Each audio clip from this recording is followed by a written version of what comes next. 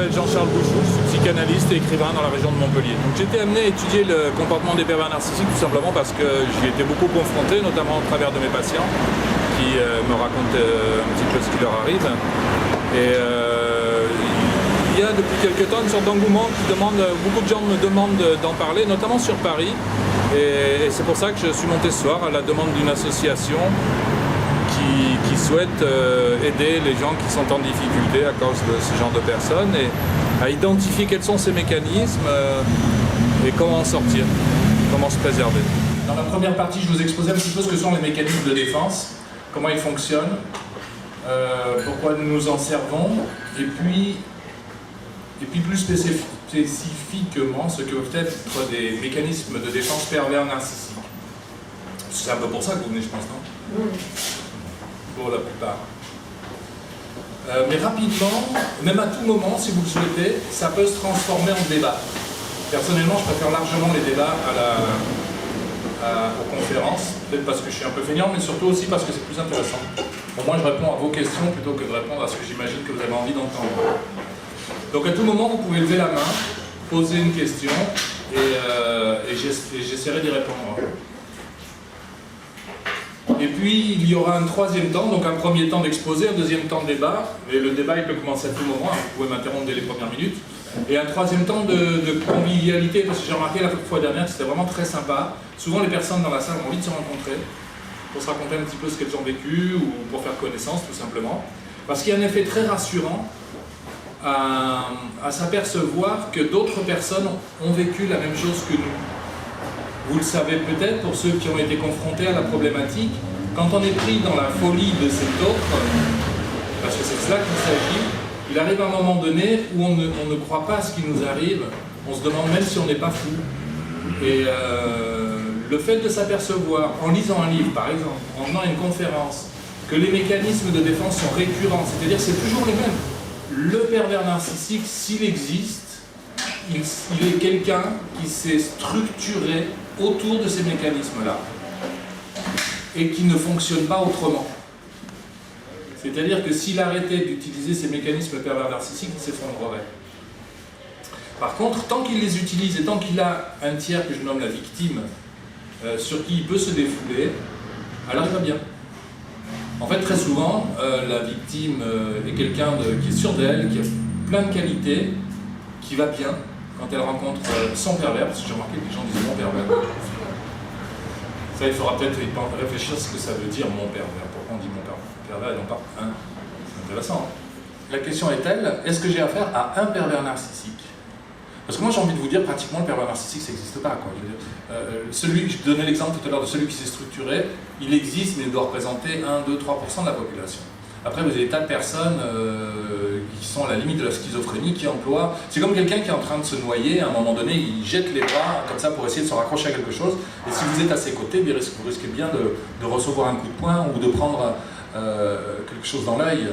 Vous voyez? Mais a priori, c'est quelqu'un qui est en train de se noyer. C'est souvent ça que je vois quand on parle de pervers narcissique.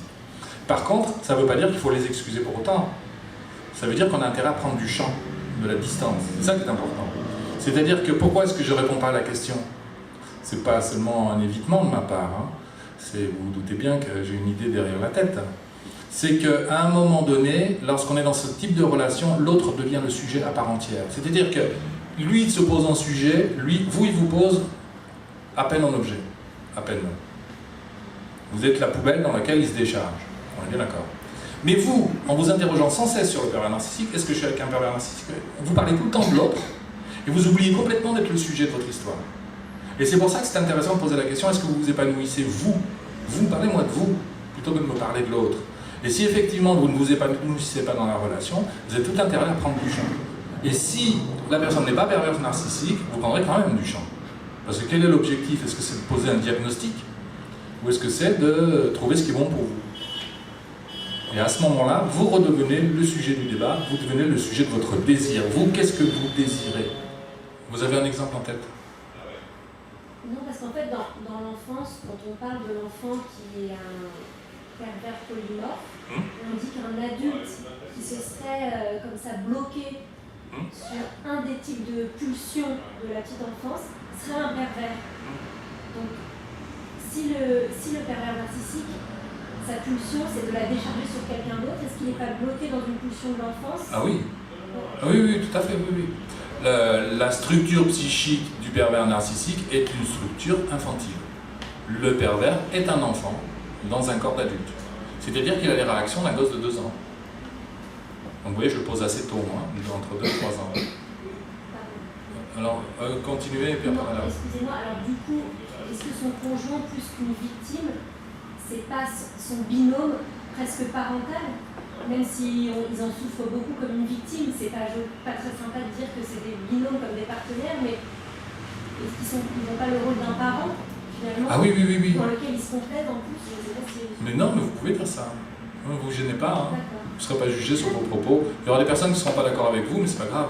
C'est pas grave. J'espère qu'il n'y a pas de personnes trop fragiles ici. C'est vrai qu'à un moment donné, quand on reçoit quelqu'un qui a souffert, moi ça m'est arrivé, par exemple, c'est un employeur. Vous avez un employeur depuis 2, 3 ans, 4 ans, 5 ans, qui n'arrête pas de vous dire tu es nul, tu vaux rien, à cause de toi tout va mal. Et la personne, un jour, elle décide d'en sortir, et elle fait ce que je proposais tout à l'heure, elle vient voir un thérapeute. Le thérapeute, s'il reçoit la personne en lui disant mais en même temps il y avait un bénéfice, un peu de votre faute, le patient il va s'effondrer. Il ne faut surtout pas tenir des propos comme ça. C'est peut-être de là que vient votre hésitation.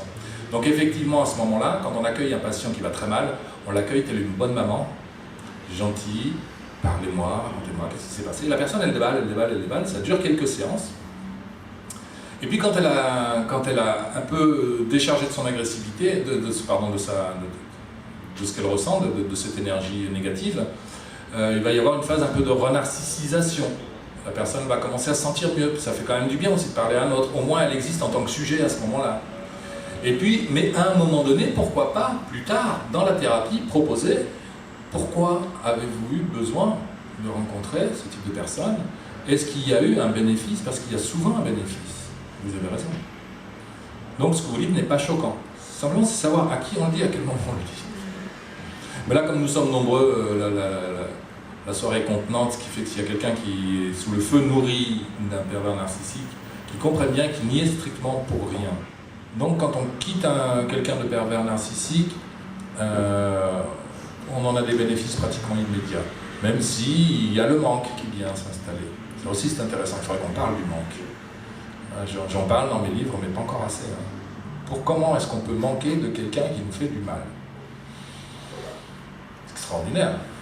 Parce que beaucoup de gens me disent, moi quand j'ai rencontré cet autre, je ne l'aimais pas. Je sentais bien que ça irait pas. Puis je suis resté quand même. Et à la fin, il vous en parle comme si c'était un amour fou. Ce qui est le cas de le dire d'ailleurs. Au pied de la lettre. Qu'est-ce qui s'est passé entre les deux? Pardon? Il a comblé les failles? Il est venu se mettre dans des failles, ouais. Oui, c'est certain. Il est venu se mettre au bon moment, au bon endroit, je suis d'accord avec vous. Mais ça suffit pas. Ça suffit pas. On a le même problème avec la drogue. Hein. La première fois que vous prenez de la... J'en sais rien, j'ai entendu dire que... La première fois qu'on prend de la cocaïne, il paraît que c'est merveilleux. Puis la deuxième fois, non. La troisième fois, non plus. Mais on essaie de retrouver cette première fois. Et on rentre en manque. Et peut-être bien que si on arrivait à retrouver ce moment, on pourrait se passer de la drogue. C'est-à-dire que le manque est lié, bien évidemment, à ce qu'on ne trouve pas.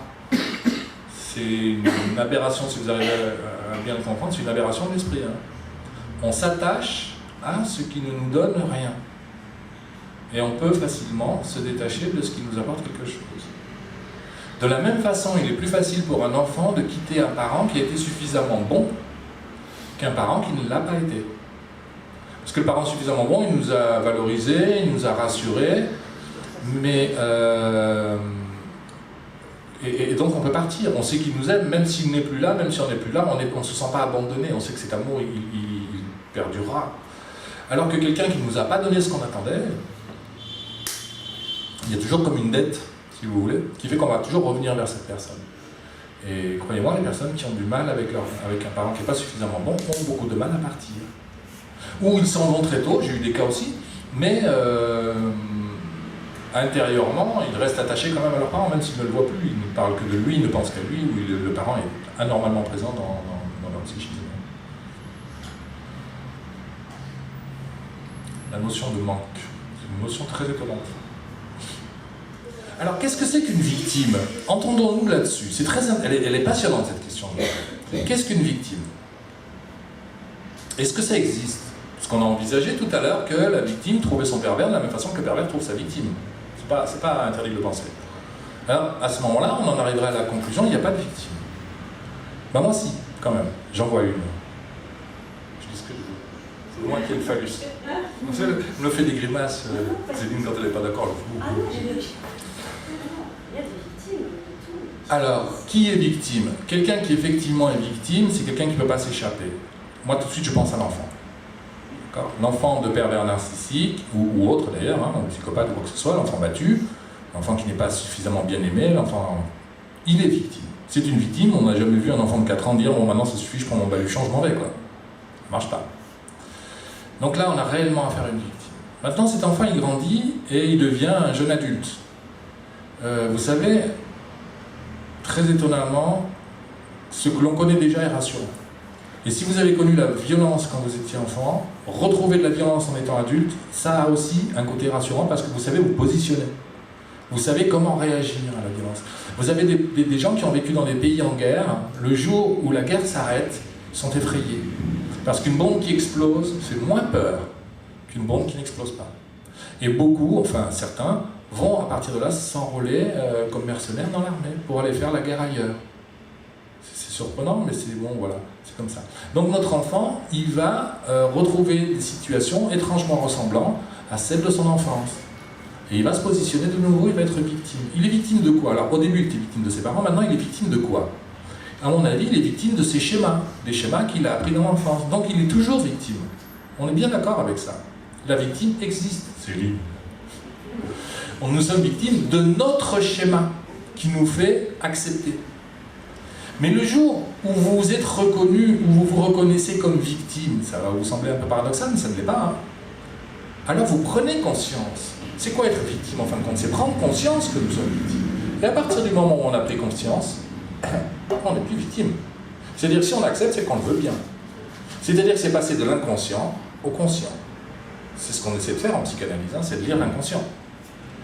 Donc à partir de là, nous ne sommes plus victimes. Alors, en droit, si l'autre est fou et si tous les matins il vient vous crever les pneus de votre voiture, pardon, évidemment vous êtes victime de l'autre. On est bien d'accord, en droit, vous allez aller voir la police et dire tous les matins il vient, il crève les pneus de ma voiture. Donc, mais c'est pas... Là, on voit bien qu'il y a deux sens du mot victime. Il y a le fait d'être victime des agissements de l'autre, on est d'accord, mais le fait d'être une victime. Vous êtes victime de l'agissement de l'autre, vous n'êtes pas une victime. Je ne sais pas si vous voyez entre le statut de victime et le fait de subir la folie d'un autre. Donc, à l'instant même où on se reconnaît soi-même comme étant victime, nous ne sommes plus victimes.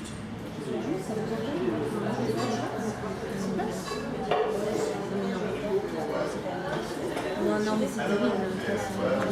Non, mais il est terrible.